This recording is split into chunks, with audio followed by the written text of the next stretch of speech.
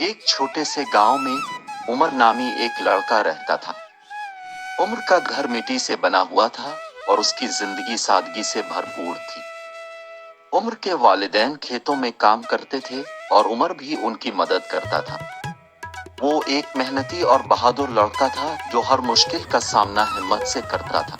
उमर का ख्वाब था कि वो बड़ा होकर अपने वालिदैन की जिंदगी बेहतर बनाए और गांव के बच्चों के लिए एक स्कूल बनाए ताकि सब तालीम हासिल कर सकें। लेकिन उनके पास इतने वसाइल नहीं थे कि वो अपने ख्वाब को हकीकत बना सके। एक दिन गांव में एक बड़ा मेला लगा।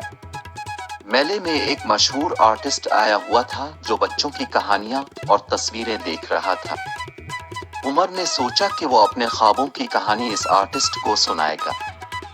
उसने एक खूबसूरत तस्वीर बनाई जिसमें एक स्कूल, खुशहाल बच्चे और हंसते मुस्कुराते वालिदैन दिखाए गए थे।